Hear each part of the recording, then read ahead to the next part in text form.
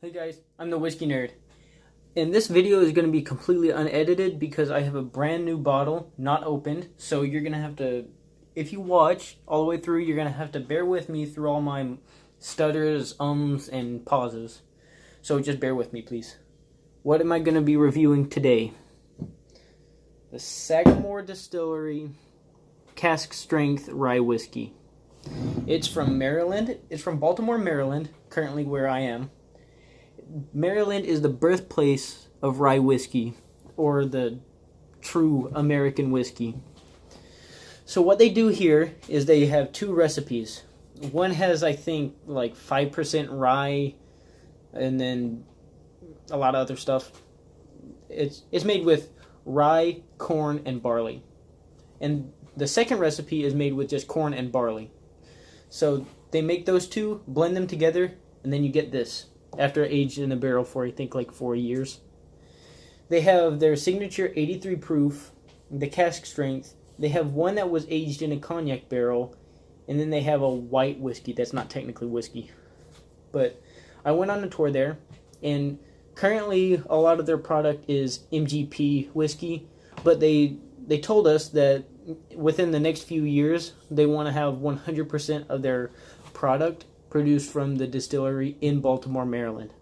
So if you're in the area, I would highly recommend checking out that tour. It's pretty good. I do have a little bit of grievance about their choice in tasting glass, which it wasn't actually a tasting glass. It wasn't their Glencairn glasses, so. But their whiskey is good, and so I'm excited to see how this tastes in a Glencairn glass. So this is all in, along with a review, this is also an unbottling. I thought that was a clever term, but that might just be me being stupid. See that? Brand new. I'm also going to be using this thing. I'm not sure what these things are really called, and yes, if you can see, this thing is upside down. If my camera would focus on it, you can see it's upside down.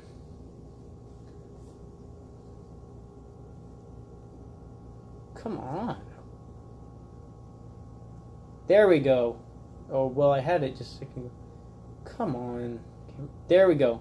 It's upside down. That's because this coin part fell off, so I had to Gorilla Glue it back on. But I like the idea. It's just made a little bit flimsy. It might have just been mine, so I don't want to say something about the product completely. But let's get into this whiskey.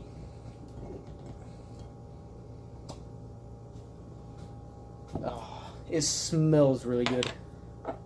I always like to smell the whiskey right after I uncork the bottle. That's just a thing I like. And that's great. It came out the top and not the top you want it to come out. Let's see if it works this time. Yep. I have no bartending experience, so that might just be my fault. Bear with me while I get a napkin to wipe that up. Because I'm, like that.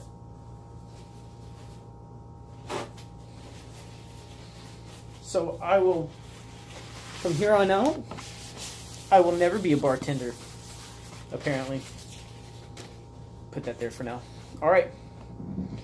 I'm going to do what I did last time, see if it works out well this time.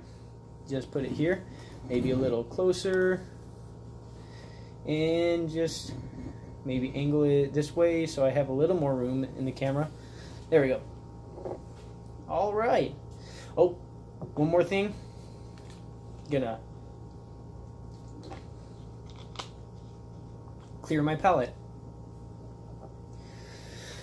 Okay. Oh, a nosing tip. You want to get, just like clearing your palate, you want to clear your nose. The way you do that is by smelling your hands.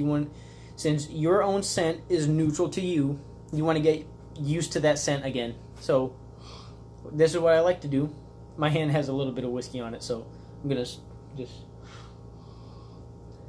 No, still smell the whiskey. smell your hands. I normally like to smell my hands, but since it has whiskey on it, I'm not going to do that. If you do this in public, you're going to look very strange, so I wouldn't do it there.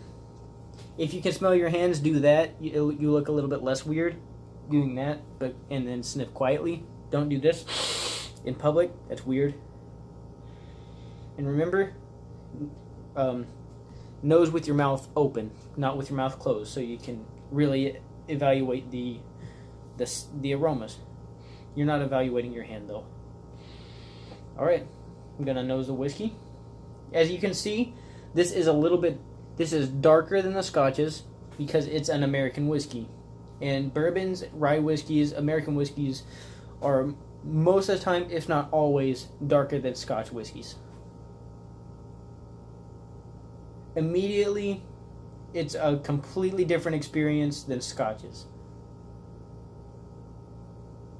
Oh, but it's lovely. It's really great.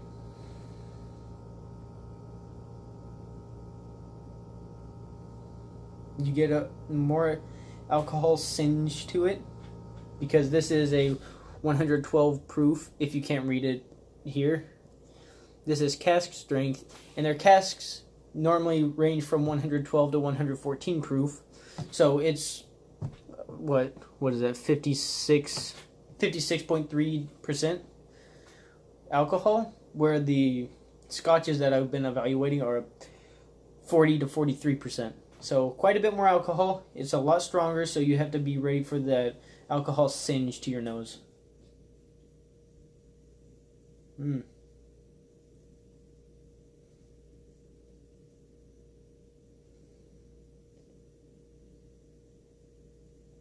Whenever you evaluate a high proof or relatively high proof whiskey like this, you have to get used to the perfumey alcohol smell. And that takes a little bit to get used to. Like, I'm still not used to it. It still burns a little bit. So whenever you nose, don't take a big breath in, because that's going to hurt and burn your nose. And trust me, that's not a fun experience.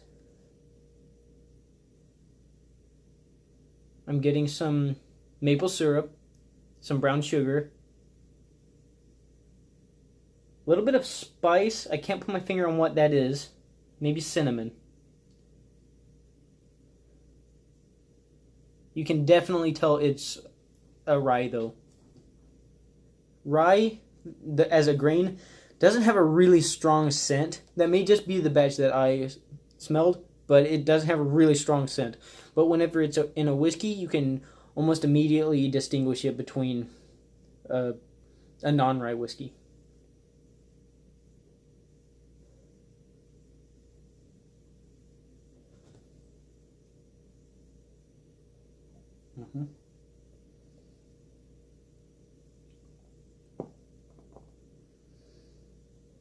Get honey.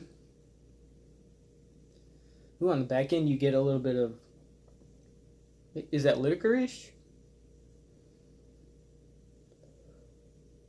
That's warm though. Opposed to the Scotches that I reviewed earlier, this doesn't have a dry finish. If you do try those, you should be able to tell what I mean by dry finish. But it's just that it leaves your tongue feeling dry, like it just scraped all your saliva, for lack of a better word, off your tongue, and you have to produce more. So you're kind of left with a dry mouth feel too. But this, pretty high oil content, I think. Look at the legs on that. Yeah, pretty high oil content. It lingers with you. The alcohol burn is, while I think it's nice, some people don't prefer it to be that strong.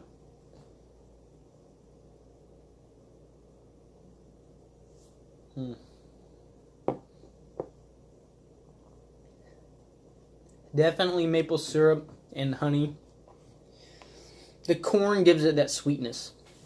Whenever it's not a very high corn content recipe, it's not going to be that sweet.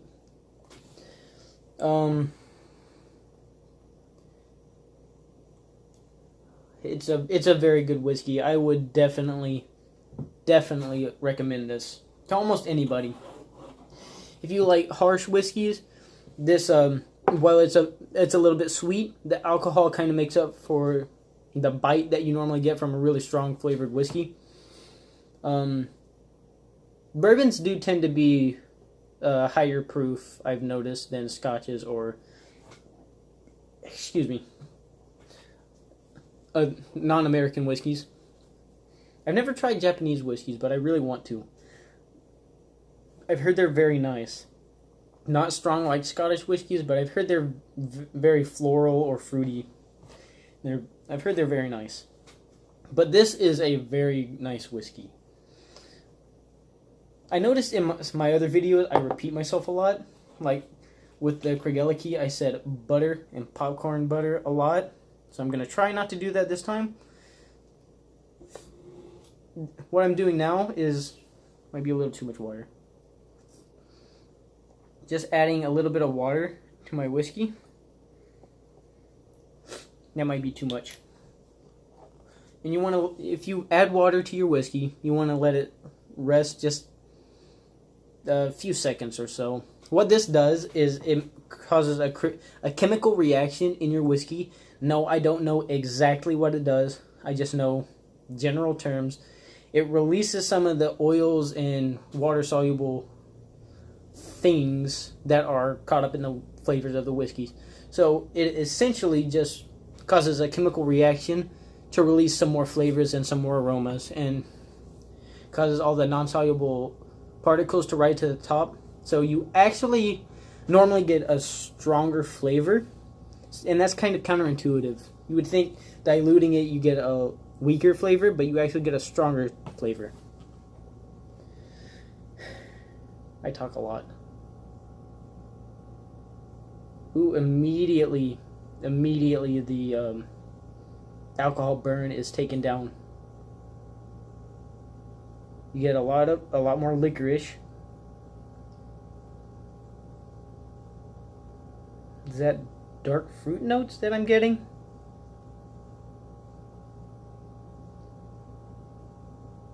Ooh, man, this is just a nice whiskey. It makes you feel warm because of the high alcohol content. Oh, it's just nice. I would highly recommend this one. I need to get an outro and an intro if this channel takes off at all. Right now I only have 6 subscribers, and that's great for me. Yay. Like 600% more than I normally have. I've never had subscribers.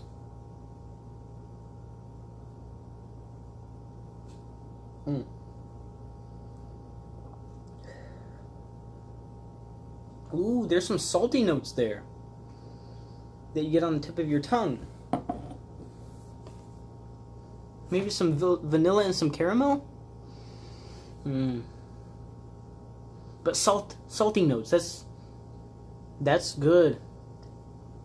Once you get past the alcohol, the burn and the alcohol bite, oh, it's really good. I would highly recommend this whiskey.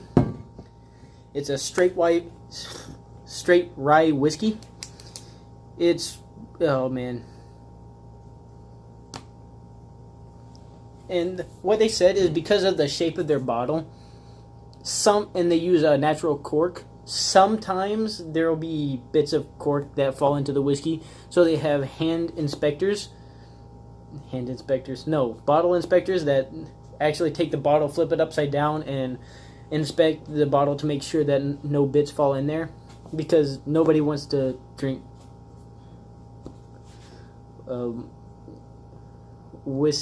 whiskey saturated cork bits. That's disgusting. But if you go there, you can actually inspect a bottle and put your name on that bottle, your initials. So that's pretty cool. And you have a chance to purchase that bottle. So this kind of has been an advertisement for them. No way this is sponsored. I don't think I have to say that. But it's a really great whiskey. So I need an outro. I'm not going to do that until I get any kind of amount of subscribers. So this has been a really long video, and like I said, it's going to be unedited. So I hope you enjoyed it. Give me some reviews, whether you liked it, didn't like it. Share it, like it, subscribe if you want. If you don't want, that's up to you. But okay, I will see you next time.